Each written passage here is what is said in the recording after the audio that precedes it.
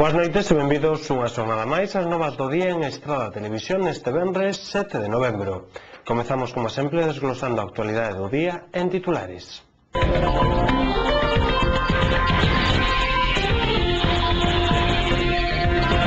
A empresa Visier de Vigo foi a única que concorreu ao concurso público aberto polo Concello da Estrada para contratar un equipo técnico de redacción do Plan Xeral. Espérase que o luns se poda levar este tema á Xunta de Goberno e facer a adxudicación. Os sindicatos mobilízanse polo expediente de regularización de emprego de Monpasa anunciado aos seus empregados. Estes convocaron reunións cos seus traballadores e a empresa para hoxe e o vindeiro luns.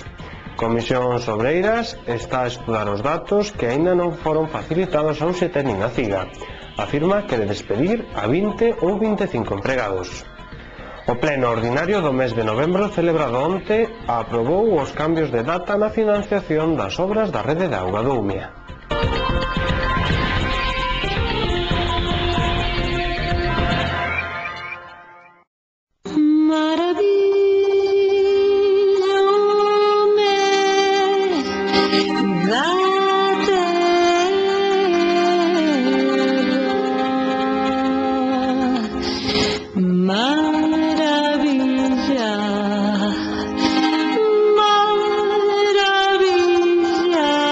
Turismo termal de Galicia.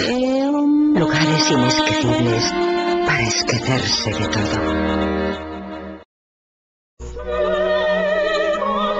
De haber unha aperta Galicia calidade, sería esta. De haber un amencer Galicia calidade, sería este. De haber un sorriso. De haber unha noite Galicia calidade. De haber un bico. Galicia Calidade é só aquilo que podemos certificar. Só os produtos e servizos galegos coa maior calidade controlada e confirmada. A empresa Visier de Vigo foi a única que concorreu ao concurso público aberto polo Concello da Estrada para contratar un equipo técnico de redacción do Plan Xeral. Espérase que o luns se poda levar este tema á Xunta de Goberno e facer a adxudicación. Pois xa vos anunciáramos en breves datas. Hoxe ás 12 da mañá tivo lugar a mesa de contratación para valorar as propostas que se presentaran para proceder ás correccións do Plan Xeral do noso Concello. Entón, en efecto, reunida a mesa de contratación, pois houbo, efectivamente, tamén como xa adiantáramos nesta semana, houbo unha única proposta. Por un estudo de arquitectura, o arquitecto Juan Ángel Visier Gil de Vigo, un equipo multidisciplinar de Vigo composto por 11 persoas con titulacións varias que van desde arquitectos superiores, delineantes, licenciados en económicas, abogados, topógrafos e incluso un equipo de colaboradores tamén integrado por arqueólogos, enxeñeiros técnicos, enxeñeiros de camiños, canales e portos, etc. Entón, esta foi a única empresa que se presentou. Estivemos abrindo os sobres, as distinta documentación que se aporta co expediente, e quedamos en volver a mesa de contratación. Queda novamente convocada para o luns ás 12 da mañán, posto que hai que valorar a oferta económica que entra dentro do tipo polo que se licitara, os traballos de corrección, pero evidentemente hai que ler un poquinho máis con detenimento se se cumplen pois todas as prescripcións técnicas e administrativas dos pregos de contratación. En principio entendemos que sí, en canto ao que son criterios de solvencia económica, criterios de metodoloxía, é dicir, todos os criterios que se establecían nos propios pregos. Pero, non obstante, pois o noso asesor xurídico, pois o técnico da Administración Xeral redactará un informe para que se detalle exactamente se se cumplen rigurosamente todos estes requisitos. Este é o motivo de que quede convocada a nova mesa de contratación para o próximo luns ás 12, coa intención de que se proceda a adxudicación na mesma xunta de goberno que celebraremos despois a 1:30. E entre os criterios de solvencia pois atópanse numerosas certificacións de organismos competentes nos que dan conta pois da súa solvencia profesional na redacción de outros planeamentos, pois tanto desarrollos de planeamento como incluso procedimentos de compensación, redacción de peris, etc. Vamos, teñen unha longa experiencia. O arquitecto pois de máis de 19 anos de profesión e o director da obra pois tamén ten unha solvencia acreditada na documentación que se aporta. Entón, en principio, parece, xa digo, que a salvedade de que se valore por o asesor xurídico e se redacte o informe ao respecto, pois parece que se reúnen os requisitos dos pregos, pero para iso é polo que quedou en suspenso ese sin procederse a adxudicación. Os sindicatos mobilízanse polo expediente de regularización de emprego de Monpasa anunciado aos seus empregados. Estes convocaron reunións cos seus traballadores e a empresa para hoxe e o vindeiro luns. Comisións Obreiras está a estudar os datos que aínda non foron facilitados a UGT nin a CIGA. Afirma que quere despedir a 20 ou 25 empregados. A raíz do anuncio verbal realizado o luns por un representante de Monpasa aos traballadores da firma nos centros de traballo de Toedo a Estrada e Rodeiro acerca da presentación dun expediente de regulación de emprego ERE a través da cal a firma pretende despedir 20 ou 25 traballadores do medio centenar que ten na actualidade, os sindicatos comezaron a mover ficha. E o fixeron iniciando unha ronda de contactos cos traballadores a fin de proporcionarlles toda a información na que dispoñen e tamén de pactar con eles os límites de negociación que poderían entablarse próximamente coa empresa. Monpasa ten 3 delegados sindicais dos que 2 son de Comisións Obreiras e un de UGT.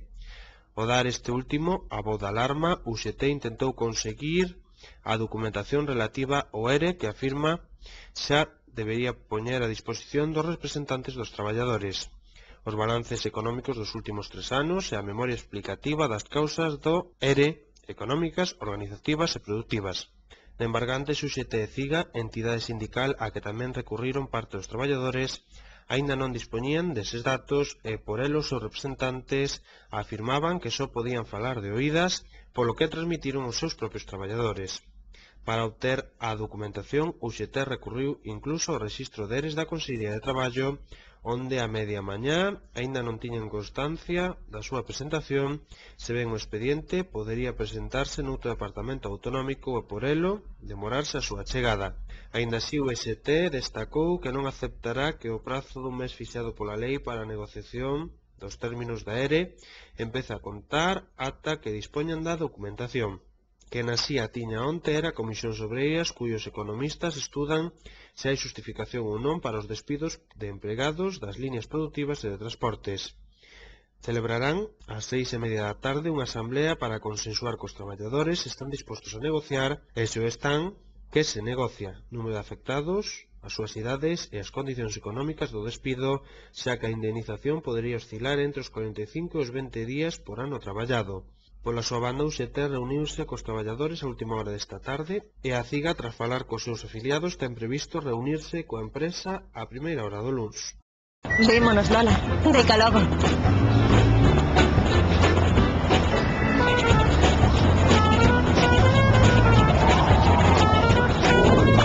Imagina. Non imagines. Confía nun comercio galego de calidade.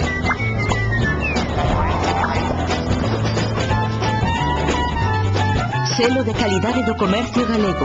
O noso comercio con garantías. Na Estrada, do 5 ao 8 de decembro non fagas plans porque tes unha cita no Pazo de Exposicións e Congresos.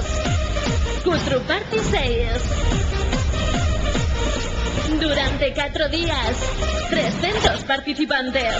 E ademais charlas, audiovisual, torneos, descargas, móvil e regalos para todos. Cutru Party 6. Apúntate en cutruparty.net. Organiza Asociación de Usuarios de Software Libre de A Estrada.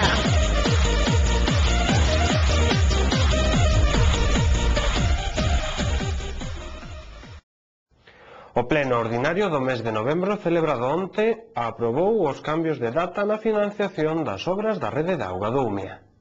A Corporación Municipal da Estrada celebrou onte pola noite unha sesión ordinaria de pleno prácticamente de trámite na que o único punto destacable a tratar aludía aos cambios de datas e anualidades da financiación precisa para executar as obras do proxecto da rede de auga dende o río Umia para abastecer a vila.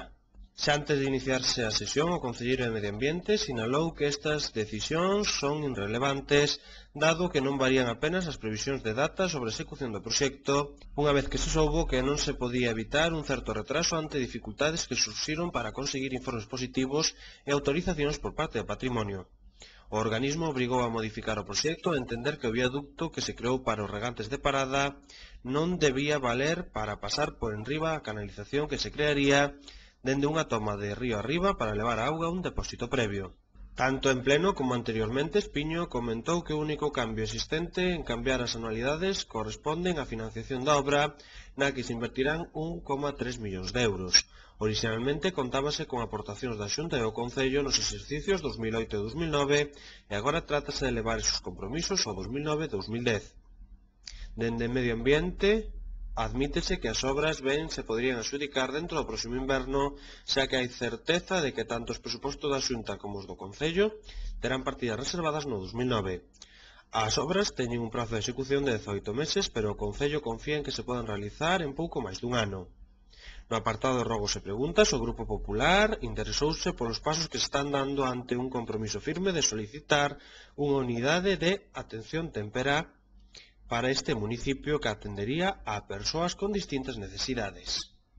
O Partido Socialista eleva o hórreo, o lodo do Umia e medio rural nega ser responsable. A deputada Carmen Cajide pide ao goberno galego que se investigue a orixe do verquido.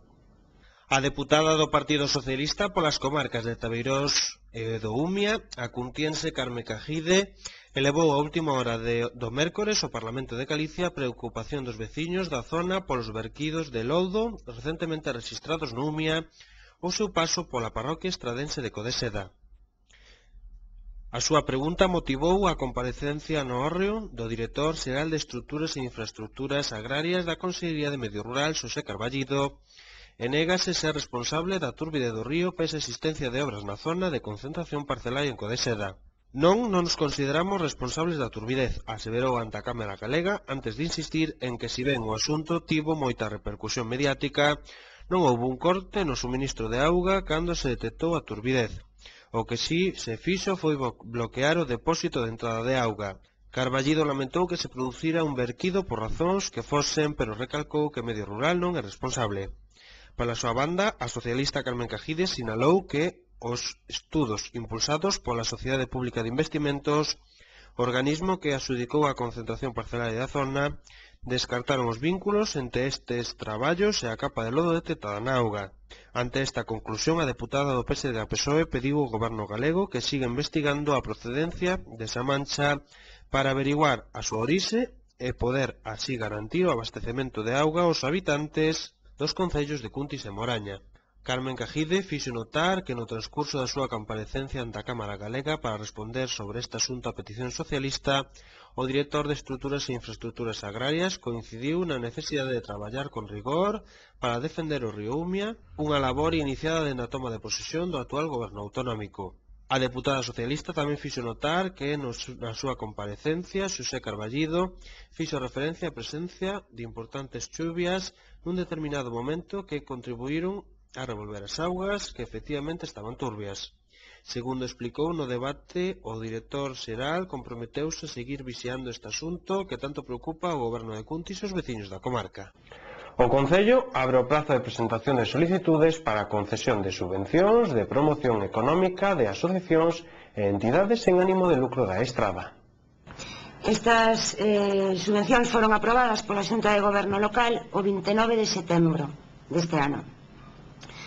As bases están publicadas no Boletín Oficial de Pontevedra con fecha 29 de outubro, mércores, e vanse publicar na web do Concello íntegramente no apartado de subvencións. Os beneficiarios son as asociacións en que entre as finalidades para que se constituíron figuren obxectivos de carácter socioeconómico ou de desenvolvemento empresarial.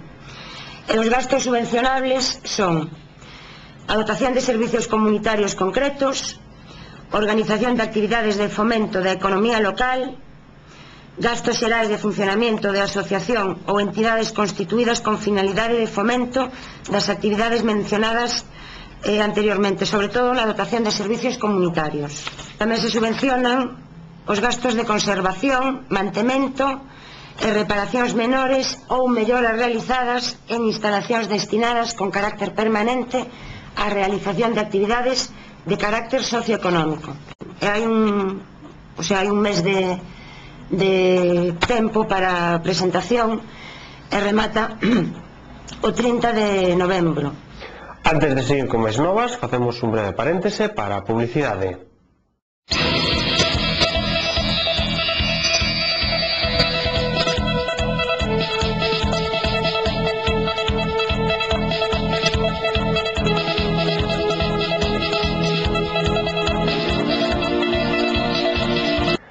A Edru perde a querella polas licencias de ocupación na Estrada. O recurso contra unha primeira desestimación foi rexeitado fai uns días polo xuíz.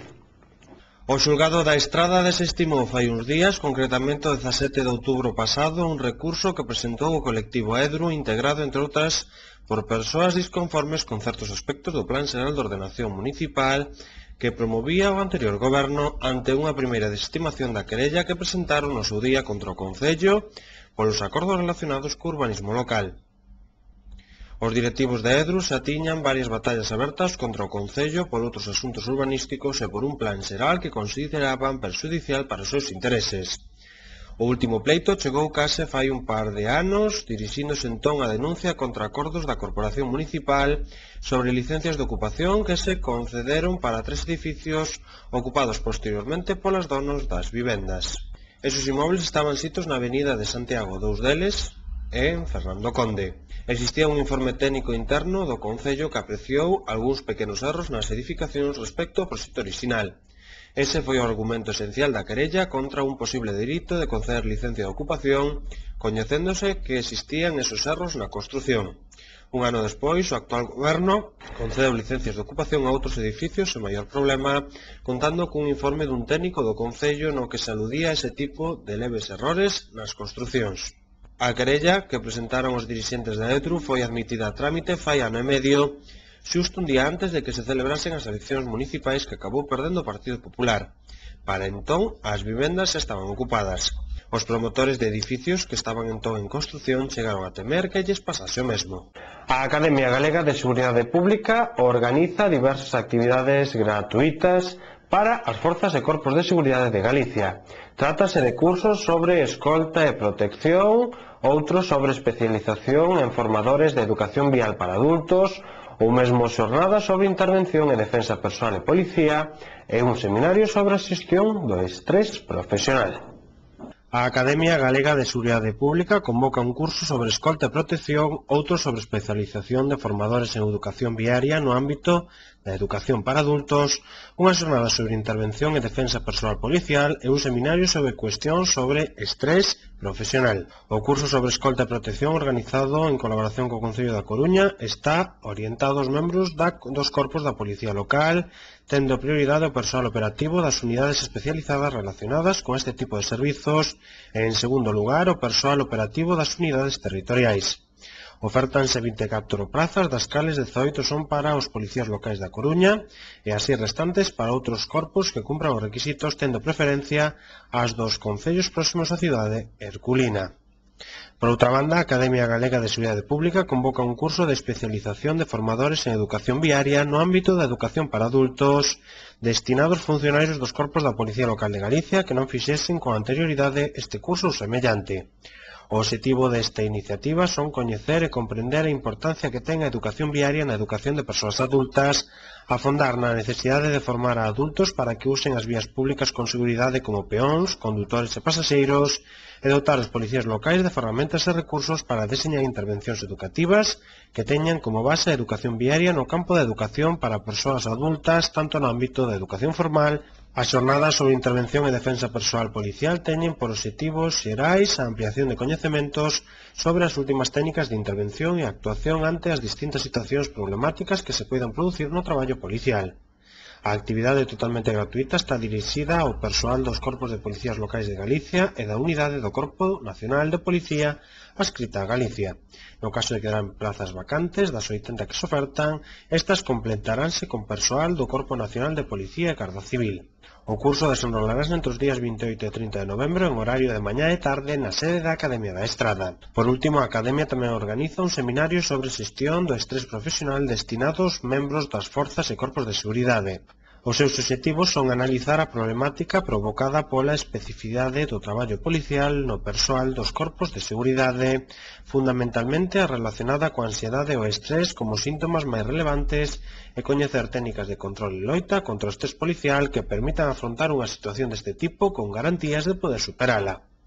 Ábrese o prazo de inscripción para a visita ao Salón Galego de Persoas Maiores que se celebrará en Ourense o vindeiro día 15 de novembro. O vindeiro sábado, día 15 de novembro, está prevista a realización dunha visita ao 6º Salón Galego de Persoas Maiores na que poderán participar todas as persoas maiores de 65 anos residentes no Concello da Estrada. Esta actividade desenvólvese dentro do recinto de Ourense ao longo de todo o día e conta co transporte e a entrada gratuita ao salón e non se inclúe a comida, se ben existe a posibilidade de facer unha reserva para todo o grupo nun restaurante próximo ao recinto. As persoas interesadas en comer co grupo deben o facer constar na folla de inscripción. O prazo estará aberto ata unha do xoves 13 de novembro no Departamento de Servizos Sociais do Concello. Cóntase con 50 prazas e a selección farase por rigorosa orde de inscripción. Antes de rematar, facemos un repaso ás novas máis destacadas en titulares.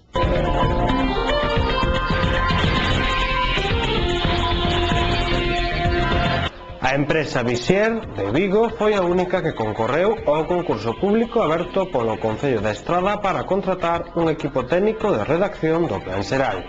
Espérase que o luns se poda levar este tema á Xunta de Goberno e facer a adxudicación. Os sindicatos mobilízanse polo expediente de regularización de emprego de Monpasa anunciado aos seus empregados. Estes convocaron reunións cos seus traballadores e a empresa para hoxe e o vindeiro luns. Comisións Obreiras está a estudar os datos que aínda non foron facilitados a UGT nin a CIGA. Afirma que de despedir a 20 ou 25 empregados.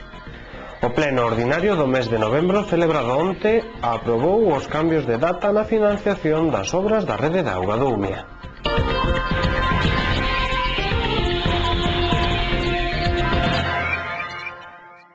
E ata aquí as novas do día en Estrada Televisión. Facer os apuntamentos desta fin de semana. Mañá celebrarase o certame de xóvenes intérpretes solistas Xosé Valcárcel no Teatro Principal pola tarde. Pola mañá tamén haberá a inauguración das beirarrúas de Souto de Bea, onde asistirá o presidente da Deputación, Rafael Louzán, acompañado polo vicepresidente e tamén por Xosé Balseiros e o alcalde estradense. E xa a nota deportiva esta fin de semana que xoga o Clube Deportivo Estradense na casa. Recordarlles que o partido adiantouse e agora será ás 4 da tarde. Pola miña banda, nada máis, que desfruten desta fin de semana e de Luns.